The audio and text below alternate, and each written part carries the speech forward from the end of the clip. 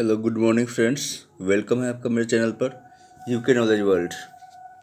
इसमें हम आज 12 यानी 12वीं के जो है पॉलिटिकल साइंस यानी कंटेम्प्रेरी वर्ल्ड से या समकालीन विश्व के राजनीति से उसके बारे में जानेंगे। तो आइए शुरू करते हैं। ये पहला जो टॉपिक है हम लोगों का वो है कॉन्सिक्वेंसेस ऑफ डिसइंटीग्रेशंस, यानी विघटन की क्या परिणतियाँ हुई। जब विघटन हुआ, टूटा, तो उसके क्या परिणाम हुए, है ना। कॉन्सिक्वेंसेस ऑफ डिसइंटीग्रेशंस यानी विघटन की परिणतियाँ, परिणाम क्या हुआ। देखिए कह रहा है the collapse of the second world war, है ना। Soviet union and the socialist system in eastern Europe had profound consequences for the world politics। और हम सोवियत संघ के देखें कि दूसरी दुनिया यानी यही और ईस्टर्न यूरोप यानी पूर्वी यूरोप के जो हम बात करते हैं, है ना। तो यहाँ पर उसका पतन, समाजवादी मतलब व्यवस्था का जो है पतन के परिणाम क्या विश्व की राजनीति के लिहाज से और विश्व यानी वर्ल्ड के पॉलिटिक्स के देखें तो गंभीर जो है रहे। और इससे मोटे तौर पर 3 प्रकार के दूरगामी जो है परिवर्तन हुए, चेंजे बदलाव हुए।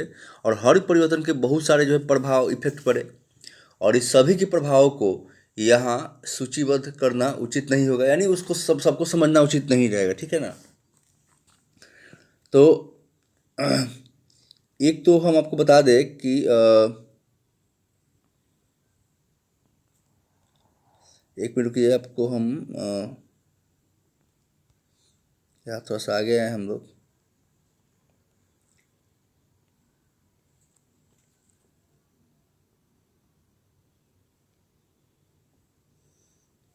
कहा कि पहला अगर हम देखें तो कह रहा है first of all the mean that and the cold world war.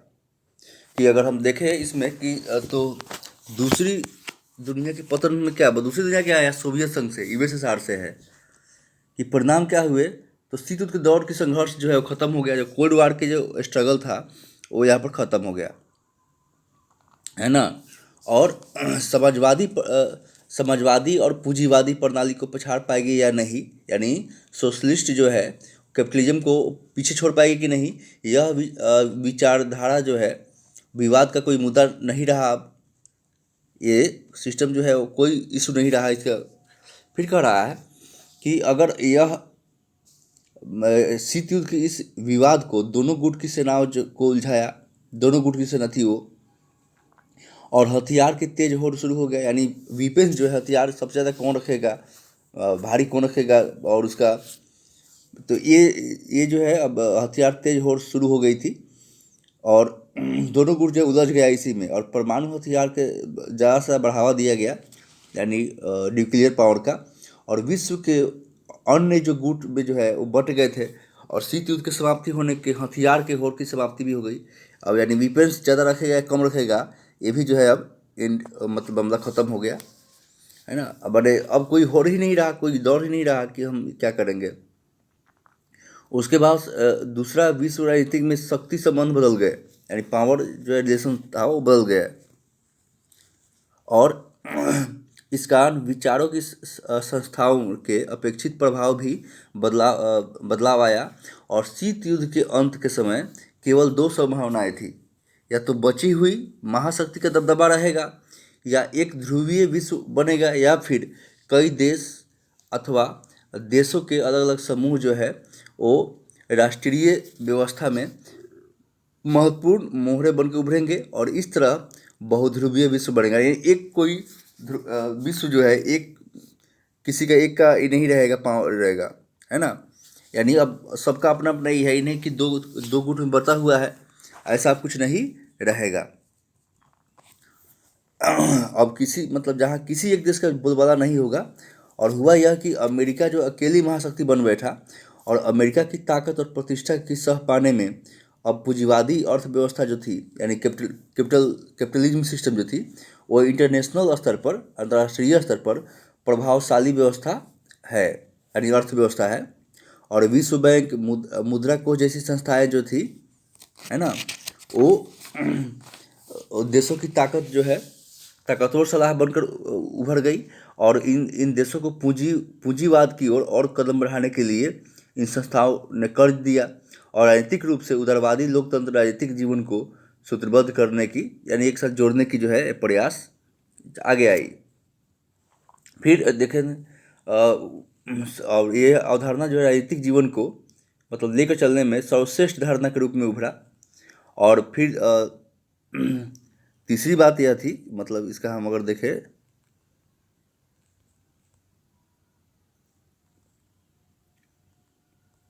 फिर सॉरी पेज थोड़ा सा इधर आ गया।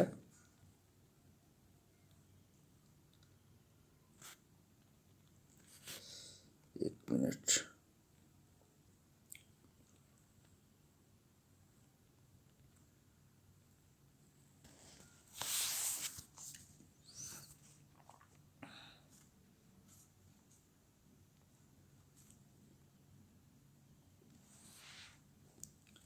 देखिए कह रहा है यहाँ पर, third end of the Soviet bloc meant emergence the many new countries. टूटी तो नए नए देश का उदय हुआ, है ना। यहाँ पर लिखा हुआ है, देखिए यहाँ पर, यहाँ आप देखेंगे कि जैसे यहाँ है ना वर्ल्ड बैंक दिया हुआ है, world bank, international monetary fund, IMF जो बोलते हैं शॉर्ट में,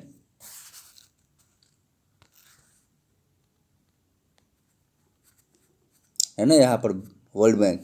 तो यह जब टूटा, जब तीसरी दुनिया जो टूटी, है ना,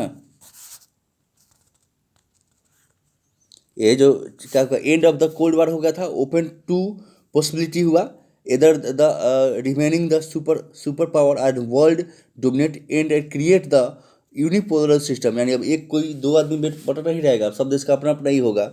और उसमें जो है कौन आगे जाएगा पीछे जाएगा वो होड़ अभी ख़त्म हो रही थी। लेकिन कहीं ना कहीं अमेरिका तो, या दोनों के ही चरित्र जो होता है, कैरेक्टर छूटता नहीं है, वैसे ही था अभी भी। लेकिन टूटने से बहुत सारे ऐसे संस्थाएं बनी, जैसे वर्ल्ड बैंक बना, इंटरनेशनल मॉनेटरी फंड बना, पावरफुल मतलब सलाहकार के रूप में आए लोग।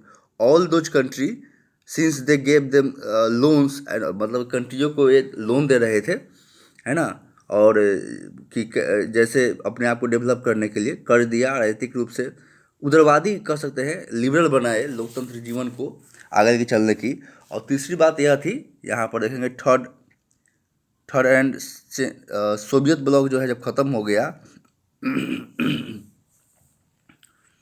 तो नए एक देश के रूप, नया देश एक मतलब नए देश जो है बने, उदय हुआ, इमरजेंस हुए, सामने आए, जैसे बेलारूस है, यूक्रेन है, वगैरह वगैरह इस तरह के। और फिर वे जुड़कर खासकर उदय हुआ, और इन सभी देशों को स्वतंत्र पहचान मिली। और पसंद है इनमें से कुछ और देश जो है, खास करके बाल्टिक और पूर्वी यूरोप के जो यानी ईस्टर्न यूरोप के देश जो थे, वो यूरोपीय यूनियन से जुड़े। और जैसे उत्तरी अटलांटिक संधि के मतलब संगठन, जैसे नाटो था, नाटो, है ना, हैड इंडिपेंडेंट हो गए। और सम देम, नहीं है ना, यहाँ पर देखेंगे आप, यहाँ पर है आपको बाल्टिक ईस्ट यूरोपियन जो यूनियन थे, ये नॉर्थ अटलांटिक ट्रीटी है, इसको नाटो बोलते हैं, यानी उत्तरी अटलांटिक संधि संगठन बोलते हैं। ओके। और यहाँ पर आप देखेंगे, यहाँ पर नाटो है, and central Asian country wanted to take the advantage their the geographical location. और जो मध्य एशिया के जो भौगोलिक देश थे, अपनी विशेष तरह के भौगोलिक स्थिति का, ज्योग्राफिकल कंडीशन का वो फ़ायदा उठाना चाहते थे। और उस रूस के साथ जो है अपने संबंध मजबूत करना जारी रखा। और जो वेस्टर्न पश्चिमी देशों जैसे अमेरिका, चाइना थे, इन देशों के साथ संबंध बनाए। और इस तरह की अंतर्राष्ट्रीय जो जगत पर जो है कई खिलाड़ी सामने आए, और हर एक के हित जो है पहचान, इकोनॉमिकल पॉलिटिक्स समस्या अलग अलग थी। आगे इन्हीं मुद्दों पर हम चर्चा करेंगे, ठीक है ना। तो ये हो गया। अभी जो है थोड़ा सा पीछे आ गया।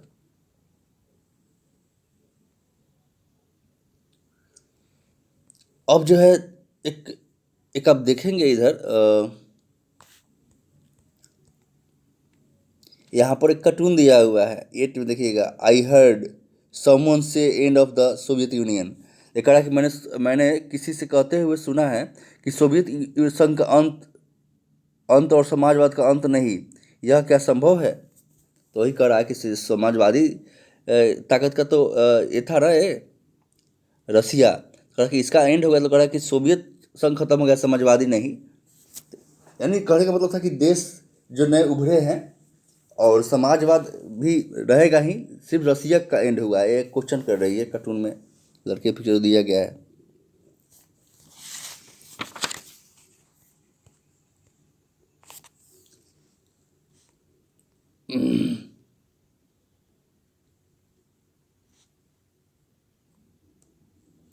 तो ये जो शॉर्ट में जो कॉन्सिक्वेंसेस ऑफ शॉक थेरेपी है ना, तो कहा कि एक मिनट रुक जाइए, कहा कि शॉक थेरेपी इन पोस्ट कम्युनिस्ट रीजन्स, यानी साम्यवादी जो शासन के बाद शॉक थेरेपी। शॉक थेरेपी क्या होता है? तो किसी मर्ज को, बीमारी को ख़त्म करने के लिए शॉक थेरेपी आप जानते ही होंगे, जैसे बिजली का शॉक को दिया जाता है, अचानक उसमें कुछ तेज़ी से बदलाव करने के लिए ऐसा करना, इसको शॉक थेरेपी कहा जाएगा, है ना। तो शॉक थेरेपी यहीं पे पढ़ेंगे कि शॉक थेरेपी इन पोस्ट कम्युनिस्ट रीजन्स, यानी साम्यवादी शासन के जो अंत हुआ, अंत के बाद शॉक थेरेपी क्या कैसे किया गया। शॉक थेरेपी मतलब जैसे आप जानते हैं, बिजली के शॉक को दिया जाता है, जब पागल कोई हो जाता है तुरंत सुधार के लिए, ज़्यादा उसका कंडीशन खराब हो जाता है, तो यहीं से शॉक थेरेपी के वर्ड जुड़ा है। तो ये शॉक थेरेपी किस तरह यूज किया गया, तो उसी के बारे में हम लोग इसमें जानेंगे। तो देखा है कि यहाँ पर the collapse of the communist was the following the most which country by the painful process in the transition from the authoritarian socialist system. कह रहा है कि साम्यवादी पतन के बाद साम्यवादी कम्युनिस्ट के जो पूर्व जो थे, सोवियत का जो पतन हो गया संघ का, और गणराज्य और सत्तावादी समाजवादी व्यवस्था में लोकतंत्र और पूंजीवादी व्यवस्था के कष्टप्रद संक्रमण को होकर गुजरे हुए थे, यानी काफ़ी कष्टमय रहा, है ना। डेमोक्रेटिक कैपिटलिज्म जो मतलब लोकतांत्रिक पूंजीवादी व्यवस्था तक कष्टप्रद संक्रमण को देख के गुजरे हुए थे। उसी में यह कह रहा है कि the moral of the transition, कह रहा है कि रसिया मध्य एशिया के गणराज्य थे, यानी सेंट्रल एशिया के जो रिपब्लिक थे, और ईस्टर्न यूरोप के देशों में पूंजीवाद की ओर संक्रमण का एक खास मॉडल अपनाया, यानी रहे डेमोक्रेटिक कैपिटलिज्म मतलब पूंजीवाद होता है। और the model of the transition Russia, Central Asia और East Europe was that the influence by the World Bank and IMF can be known the shock therapy, यानी कि विश्व और अंतर्राष्ट्रीय मुद्रा कोष द्वारा निर्देशित एक मॉडल को शॉक थेरेपी कहा जाता है, जिसे आघात पहुंचाकर, आघात मतलब चोट पहुंचाकर, है ना, कहा गया इसको। और इसमें भूतपूर्व दूसरी दुनिया के देशों में शॉक थेरेपी की गति और गहनता अलग अलग रही, लेकिन इस दिशा और चरित्र की बड़ी सीमा तक एक जैसे ही थे। सिमिलर लिखा हुआ है ना, लास्ट में देखेंगे आप, यहाँ पर आप देखोगे ये लास्ट में क्या लिखा हुआ है, तो लिखा हुआ है but its direction and the feature were quite similar, यानी इसकी दिशा और चरित्र जो है एक बड़ी सीमा तक एक जैसे ही थी। ओके, अब कह रहा है कि हर देश की, यहाँ पर देखेंगे, देखिए यहाँ पर each of this country was the required to make the total shift capitalist economic, मतलब हर देश की पूंजी जो है हर देश की पूंजीवादी अर्थव्यवस्था की और पूरी तरह मुड़ना था, यानी कि USA के साथ जुड़ना था इसको। और कह रहा है कि इसका मतलब था कि सोवियत संघ के दौर हर संरचना के पूरी तरह से निजात पाना, यानी उससे सोवियत संघ से हर तरह से रिश्ता खत्म करना था, है ना। लिखा है ना, which means routing out the completely by the structures involved during the Soviet period. Above all, the mean that the provide the ownership was to be dominated and patterned ownership properly. Dominated मतलब वर्चस्व, दबदबा, हम जो चाहे वही हो। कहा कि इसका मतलब था कि सोवियत संघ की दौर से पूरी तरह से बाहर आना था। शॉक थेरेपी के सर्वोपरि मान्यता थी और मिल्कियत सबसे प्रभावी रूप से निजी स्वामित्व होगा। इसके अंतर्गत राज्य की जो संपत्ति होगी वो निजीकरण होगा यानी प्राइवेटाइजेशन होगा और व्यवसायीकरण के स्वामित्व के ढांचे को तुरंत जो है प्राइवेटाइजेशन है ना, एसेट और कॉरपोरेट है ना, व्यवसायिक यानी व्यवसाय करने बिजनेस करने की है ना, corporate ownership pattern where to be immediately bought in, मैंने इसको तुरंत ही प्रभाव में लाया गया। लाना होगा मतलब उसमें लिखा कि लाना होगा तो लाया ही गया। इसके इसके अंदर में क्या हुआ, राज्य की जो संपदा थी जो प्राइवेट और ओनरशिप में बात किया जाए व्यवसायिक में, उस ढांचे को तुरंत बदलने की बात कही गई थी, शामिल थी इसमें। और जो कलेक्टिव फॉर्म थी, पहले आप देखेंगे कलेक्टिव फॉर्म मतलब उसको बोलते हैं सामूहिक फॉर्म को निजी फॉर्म में बदल दिया गया। जो आप स्टालिन के समय में देखेंगे बाई फोर्स जबरदस्ती किसानों को कहा कि आप एक साथ खेती कीजिए भाई, अगर नहीं कीजिए तो उसको बदला गया, कह रहा है कि यहाँ पर। और निजी निजी फॉर्म भी रख सकते थे और पूंजीवादी पद्धति से खेती शुरू हुई, यानी कैपिटलिज्म के रिप्लेस कर दिया गया प्राइवेट फॉर्म एंड कैपिटलिज्म को एग्रीकल्चर में लागू किया गया, यानी पूंजीवादी व्यवस्था को है ना खेती करना शुरू किया, कृषि करना शुरू कर दिया गया। और इस संक्रमण में राज्य नियंत्रण समाजवाद या पूंजीवाद के अतिरिक्त किसी भी विकल्प में व्यवस्था तीसरे रूप की ओर मंजूर नहीं किया गया। कहा है this transition rule out any alternate और द थर्ड वे, है ना, यहाँ पर देखेंगे लिखा हुआ है थर्ड वे, है ना, यहाँ थर्ड वे यहाँ पर देखेंगे आप तो स्टेट कंट्रोल सोशलिज्म कैपिटलिज्म, मतलब कह रहा है कि ऐसा तीसरे रूप को जो है मंजूर नहीं किया गया। ओके, यहाँ पर देखेंगे अब भैया आप, यहाँ से हम पढ़ेंगे इस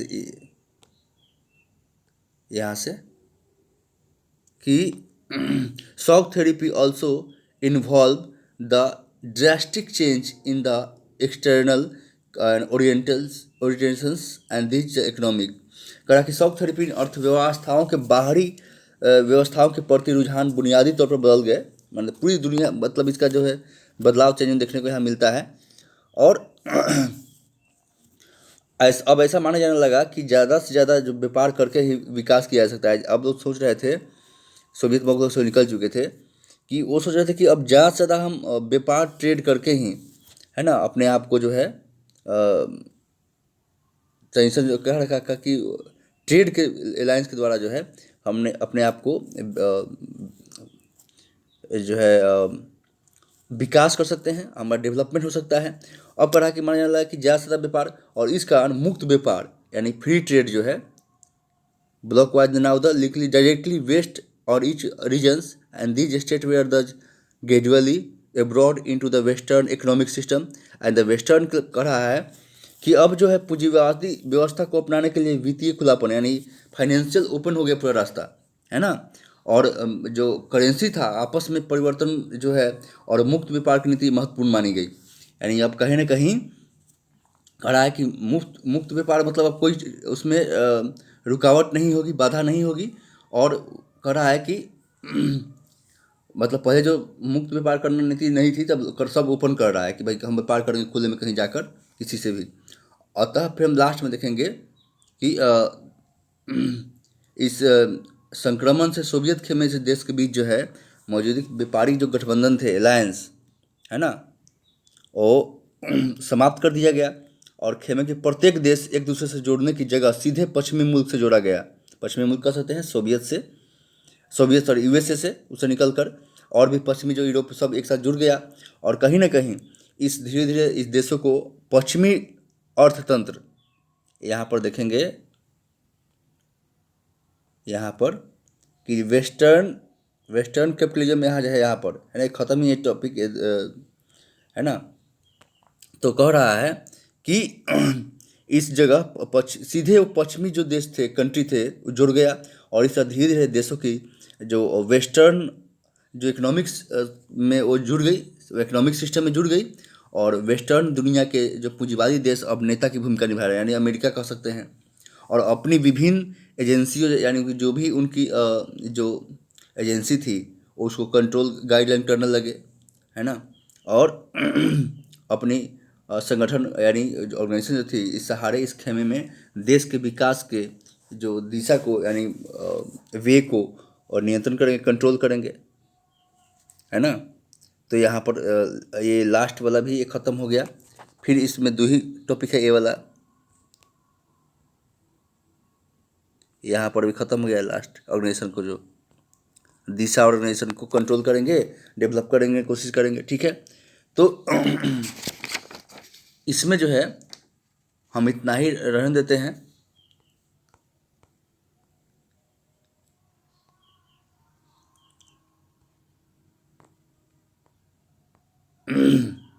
ये जो है यहाँ पर दिया गया है, इसको हम बता देना है, अभी तो उसको नहीं पढ़ाए हैं, लेकिन बता देखो। एज ए रिजल्ट कह रहा है कि रूस में कुल मतलब शॉक थेरेपी कह रहा है कि रूस में कुल 1,500 जो बैंक और अन्य जो फाइनेंशियल संस्थाएं थे, ऑर्गेनाइजेशन, जिनमें से लगभग आधे शॉक थेरेपी के परिणाम स्वरूप दिवालिया हो गए, माने बर्बाद हो गए। वो ये जो 15 माना ना कितना थे, तो 1,500 यानी 1,500 तो बर्बाद हो गए शॉक थेरेपी की वजह से। और ऐसे चरित्र में जो है एक बैंक इनकॉम का है, और रूस के दूसरे बड़े बैंक जैसे इनकॉम के दिवालिया होने से ग्राहक जो थे, इसके अलावा इसके 10 शेयर कंपनियाँ और शेयर धारक जो पूंजी मतलब जितने भी लोग पूंजी लगाए थे बैंक में, देखेंगे यहाँ पर वो सब बर्बाद हो गए यहाँ पर, है ना। और इतना सेकंड रसिया के जो थे ब्रेकआउट टूट गए पूरे। कब? तो 1988 में एज रियल दे मोनीवाज, और प्राइवेट शेयर होल्डर जो थे, लोन जो थे, उनके सबके पैसा डूब गया, ठीक है।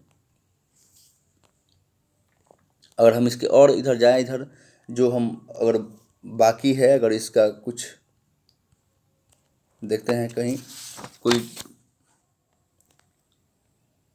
देखिए एक मिखाइल गोर्बाचेव जो पढ़ते हैं, इसके बारे में बताते हैं। देखिए, इनका जन्म जो है 1931 में हुआ था, और ये सोवियत संघ के अंतिम राष्ट्रपति रहे। मतलब जब सोवियत संघ था, यूएसएसआर, उसके लास्ट प्रेसिडेंट भी रहे 85 से 91 तक, यानी 1985 से 91 तक, है ना।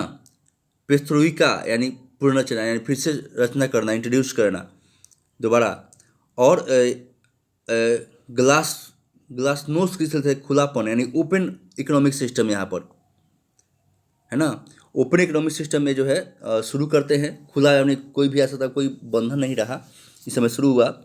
और इकोनॉमिक और पॉलिटिकल सुधार रिफॉर्म किए, और अमेरिका के साथ तो हथियारों की जो होड़ पर रोक लगाई। यानी अमेरिका से ना कि तुम्हारे पास ज़्यादा वीपन रहेगा, गोला परमाणु एटम बम रहेगा कि मेरे पास, तो उस पर इन्होंने रोक लगाया था। कौन? तो मिखाइल गोर्बाचेव। और अफगानिस्तान और पूर्वी यूरोप के जो पूर्वी यूरोप से सोवियत सेना वापस बुला ली। या अफगानिस्तान में अटैक हुआ था, आर्मी वहाँ भेजा गया था। और ईस्टर्न यूरोप में, तो वहाँ से सोवियत संघ ने क्या किया, अपना यूएसआर अपना सेना जो थी वो बुला ली यहाँ पर, है ना, विद्रोह कर ली। और फिर जर्मनी के एकीकरण यानी यूनिफिकेशन जर्मनी में सहायक हुए, और शीत युद्ध समाप्त किया, यानी कोल्ड वॉर जो था उसका जो है वो समाप्ति हो गया अब, ओके। और कोल्ड वॉर समाप्त हुआ, और blame for the disintegration of the Soviet union, और जर्मनी के यूनिफिकेशन में किया ही, और शीत युद्ध समाप्त किया, और सोवियत संघ के विघटन का आरोप लगा इन पर। सोवियत संघ मतलब टूटा, इनका आरोप जो है इन्हीं पर लगा, ठीक है। और एक एक करके यहाँ दिया गया, उन्होंने बताया था, कहा है कि मार्च 1985 में, इस समय मिखाइल गोर्बाचेव जो थे वो सोवियत संघ के कम्युनिस्ट पार्टी के महासचिव चुने गए थे, और बोरिस येल्त्सिन के रूस के कम्युनिस्ट पार्टी का प्रमुख बनाया गया था इनको, और सोवियत संघ के सुधारों को श्रृंखला एक शुरू की। और 1988 में क्या किया, तो इंडिपेंडेंस मूवमेंट, मतलब कह रहा है कि लिथुआनिया में जो आज़ादी के लिए आंदोलन शुरू हुआ, और एस्टोनिया और लिथुआनिया भी में भी फैल गया, यानी इंडिपेंडेंट होने की बात हुई, और या लिथुआनिया और लातविया में भी ये फैल गया। और अक्टूबर 1989 में सोवियत यूनियन डिक्लेयर, मतलब कह रहा है कि अक्टूबर 1989 में सोवियत यूनियन जो है घोषणा की कि वार्सा समझौते के सदस्य अपना भविष्य तय करने के लिए स्वतंत्र है। और नवंबर में बर्लिन की दीवार गिर गई। नवंबर में क्या हुआ? बर्लिन की दीवार गिरा दी गई। और 1990 में, यानी 1999 फरवरी में कह रहा है कि गोर्बाचेव ने सोवियत संसद के ड्यूमा को चुनाव के लिए बहुदलीय राजनीति की शुरुआत की, यानी अब एक दल नहीं बहुत सारे दल होंगे, और बहुदलीय राजनीति की शुरुआत हुई, बिगिनिंग हुई, और सोवियत सत्ता यानी यूएसएसआर कम्युनिस्ट पार्टी के 72 वर्ष पुराना अधिकार समाप्त हो गया, है ना। यानी जो इसका 72 ईयर का जो पुराना लॉन्ग पीरियड रहा, जो मोनोपोली मतलब एक अधिकार रहा चुनाव लड़ने का, वैसा नहीं हुआ। अब 72 जो है वर्ष पुराना खत्म हो गया और बहुत सारे दल अब मिलकर चुनाव लड़ सकते हैं। फिर है जून 99 मार्च 1999 यानी 1990 में रूसी संसद ने सोवियत संघ को अपनी स्वतंत्रता घोषित कर दी। रूसी संसद था रूस का, वो अपने सोवियत संघ ने स्वतंत्रता की घोषित की डिक्लेयर कर दिया, है ना। जून में बता दिए, और मार्च बस समझ लेते हैं। मार्च में लुथियाना स्वतंत्रता घोषणा करने हुआ, लुथियाना जो थी या Lithuania become the first of the 17 republic, मतलब जो 15 जो अलग हुआ इसे, उसे पहला ये बन गया। कौन? तो लुथियानिया स्वतंत्रता घोषणा करने वाला पहला सोवियत गणराज्य बना था, याद रखिएगा। लुथियानिया जो है पहला बना 15 में से स्वतंत्र हुआ। अब 1991 में, जून 1991, तो इसमें क्या हुआ, एल्त्सिन कम्युनिस्ट पार्टी से इस्तीफा, एल्त्सिन जो थे उन्हें कम्युनिस्ट पार्टी से इस्तीफा दे दिया, ओके, और रूस के राष्ट्रपति बने। और अगस्त 1981 में कम्युनिस्ट पार्टी के गरमपंथियों ने गोर्बाचेव के खिलाफ एक असफल तख्तापलट किया। सफल तो नहीं है, तख्तापलट उनको हटाकर किसी और को बैठाने का, तो लोग सफल नहीं हुए उसमें। और फिर सितंबर 91 में एस्टोनिया, लिथुआनिया, लिथुआनिया तीनों ब्लास्टिक गणराज्य संयुक्त राष्ट्र संघ के सदस्य बने, और मार्च 2004 में ये अटलांटिक संधि के संगठन में शामिल हो गए, ठीक है ना।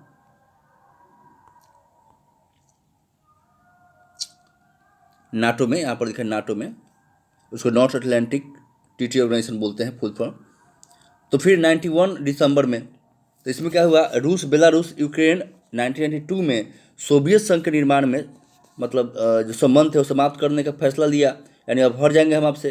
कौन? तो रूस, बेलारूस और यूक्रेन ने, और स्वतंत्र संघों का एक राष्ट्रकुल बनाया, और इसमें Armenia, Azerbaijan, Moldova, Kazakhstan, Kyrgyzstan, Tajikistan, Turkmenistan और उज्बेकिस्तान में भी राष्ट्रकुल में शामिल हो गए।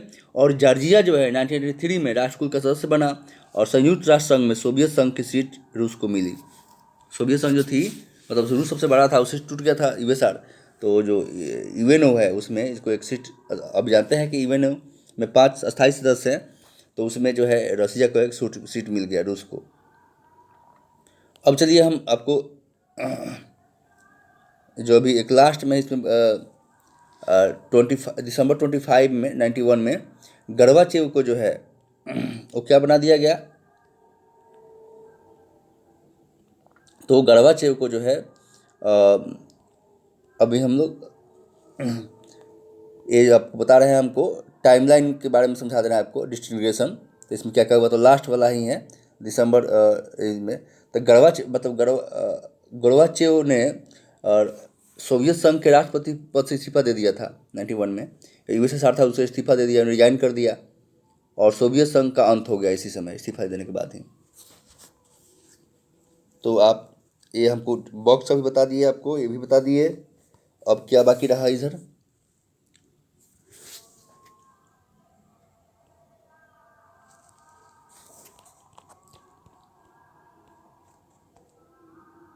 अब एक है बोरिस एल्त्सिन, मतलब ये भी यूएसआर के नेता थे, बोरिस एल्त्सिन। इनका जन्म जो है 1931 में हुआ था, और रूस के पहले चुने हुए राष्ट्रपति, मैंने चुना गया फर्स्ट इलेक्टेड जो राष्ट्रपति थे, प्रेसिडेंट थे। 1981 से 1989 तक राष्ट्रपति रहे, चुने गए इनको। कम्युनिस्ट पार्टी में सत्ता केंद्र तक पहुँचे, कम्युनिस्ट पार्टी से ही मैंने पावर में पहुँचे, राष्ट्रपति बने। और गोर्बाचेव द्वारा जो है मॉस्को में मेयर बनाए गए, यानी गोर्बाचेव जब थे प्रेसिडेंट, इनको मेयर बनाया गया। मॉस्को राजधानी रही है रूस की, अभी फिर जो है बाद में गोरबाचोव के जो आलोचक से मतलब क्रिटिसाइज करने वाले जो थे में शामिल हो गए ये भी, मैंने उनके आलोचना बुराई करना पुलिसी का, उसमें ये भी शामिल हो गए। कौन? तो बोरिस एल्सिन। और कम्युनिस्ट पार्टी से इस्तीफा दे दिया और 1981 में सोवियत संघ के शासन के खिलाफ विरोध नेतृत्व किया। और सोवियत संघ के यानी यूएसएसआर के विघटन में केंद्रीय मतलब सोवियत संघ के टूटने में इन्होंने महत्वपूर्ण भूमिका निभाई थी। हाँ, और सोवियत समय और कम्युनिस्ट पार्टी से पूंजीवाद की ओर संक्रमण के दौरान रूसी लोगों को हुए कष्टों के लिए जिम्मेवार ठहराया गया। यानी जो रूसी लोगों को कष्ट हुआ उसके लोगों को, उसके लिए इनको ब्लेम किया गया इन पर, है ना। जो सफ़र किया पीड़ित हुए रहे उसके लिए माना गया कि यही जिम्मेवार है। कौन? तो बोरिस एल्सिन। चलिए, तो अभी 2 ही टॉपिक रहने देते हैं, फिर हम लोग नेक्स्ट टॉपिक भी पढ़ेंगे।